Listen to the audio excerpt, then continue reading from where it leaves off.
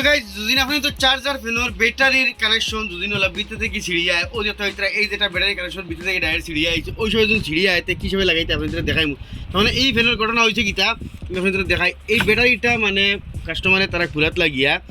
এই যে ও তারা ওয়ার যাচ্ছে হামেশা সিফাই ব্যাটারির মাঝে মানে আটা লাগি যায় আটা লাগার কারণে কিন্তু টান মারছেন জানি আর ভিতর থেকে ছিড়ি আইছে তো আপনাদের দেখা মিলে যখন ভিতর থেকে চার্জার কানেকশন ছিড়ি যায় তো কী হিসাবে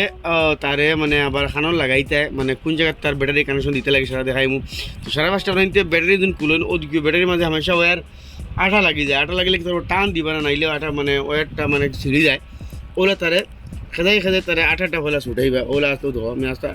আস্তে আটাটা মানে ওলা খেদাই খেদাই ছুটাইমু তো কি তৈব আপনার ওয়ারটা ছিঁড়তো নাই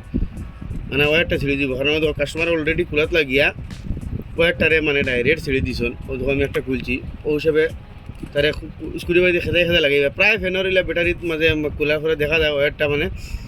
ব্যাটারির মাঝে ওলা আঠা লাগি যায় কারণ তো গরম হয় বস্তুগুলা আর এটা ওয়ার তোরা গরম হইয়া আর জায়গা তোরা কম থাকে সে লাগি যায়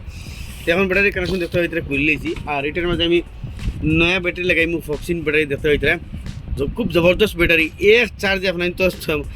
12-14 ঘন্টা এই ব্যাটারি চলে এক চার্জে আপনার তো 12-14 ঘন্টা চলে ফক্সিন ব্যাটারি প্লাস আর একটা নাম আছে ফ্রন্ট টেক হইয়া ব্যাটারি এগুলো আছে সেম কিন্তু এক চার্জে 12 ঘন্টা থেকে বেশি চলে আর ও যেগুলো ব্যাটারি আছে ইটা ইউপিএস প্রো লেখা আছে ইয়া পাওয়ার 7 ব্যাটারি আছে এটা কত খাস লাস্টিং করে না সারা ফার্স্টে এটার কানেকশনটা বানাই আমরা দেখাই কী হিসেবে লাগাইতে লাগে তো আমি ফাইনালি খুলি নিলাম দেখা এটা নাড়া বললে খুলছে এটা খুলে গেছে আর সারা ফার্স্টে আমি দেখাই আপনার তোরে এই যেটা ব্যাটারি কানেকশন হামেশা তার এই যে চার্জারও যে কানেকশন আছে দেখতে হইতে একটা লাল একটা খালা এই চার্জার কানেকশন থেকে ব্যাটারি কানেকশন হয় কিন্তু এর মধ্যে আর একটা কথা আছে মেমোতে হই তো সারা ফার্স্টে ওয়ারের মুখ আমরা তাতাল মানে সোল্ডিং স্টিক্সে লাগাই দিমু যাতে আমরা লাগতে অসুবিধা হয় না এখন অবশ্য ধরো তাতাল লাগাইতে বহুত উপায় কমেন্ট করেন তাতাল কিলে লাগাই তো সারা ফার্স্টে তাতাল ওয়ারের মাঝে লাগাইতে লাগে তো লাল অবশ্য দেখো আমি মোবাইল দেখাই তো লাল ওয়ার যেহেতু বললাম জানি চার্জার কানেকশনের লগে ওই দোকসা কোনো পিঙ্গো থেকে আইসে না এই দোকসা তো এই দোকসার মাঝে খালাটার মাঝে কিন্তু ডাইরেক্ট লালটা মানে খালাটা লাগবো কিন্তু লালটার মাঝে ডাইরেক্ট লালটা লাগতো না লালটার মানে ও উপরের কানেকশন যেগুলো ওগুলোর মাঝে একটা ডায়োড কানেকশন আছে ডায়োড কানেকশনের মাঝে লাগবো ডাইরেক্ট লাগলে তার মানে ব্যাটারি চার্জও ক্ষতি করবো বুঝছো না ওইদিকে হামেশা ডায়োডের কানেকশন এগুলো আছে আমি দেখাইমু ও কানেকশনটা উঠেই ওনার মাঝে ডায়োডের কানেকশন এগুলো আছে এখন আমি খালাটা কিন্তু আবার ডাইরেক্ট খালাটার মাঝে লাগাই দিমু ও দেখো ফ্যান এমডার সোলের ও দেখো ইতরা লাগাই দিছি কিন্তু এখন ফ্যান সোলের ভাই দেখাও ফ্যান এমডার সোলের দেখতে হইতরা আরামসে তো দিয়াও আমি এখন দেখাই ওই লোকে তার চার্জার কানেকশন আপনি জিনিস লক্ষ্য করবা ডাইরেক্ট কিন্তু চার্জারের লগে ব্যাটারি লাগে না ও দেখো ডাইরেক্ট চার্জারের কানেকশনের খালার লাগে কিন্তু খালা গেছে আমরা ব্যাটারির ওই ব্যাটারি খালাও দেখো তো ব্যাটারি খালা গেছে খালার লগে লাগাই দিয়েছে কিন্তু লালে গেছে আবার ওই চার্জারের লাল ও লাগছে না নি ধরেন দেখো চার্জারের লাল কোনো ও লাগছে না কিন্তু আমরা লাল ব্যাটারি কানেকশন লাল ওগুর মাঝে লাগাইছি ইনি একটা ডায়োড কানেকশন আছে আপনি তোর জন্য বাড়ি থেকে দেখাই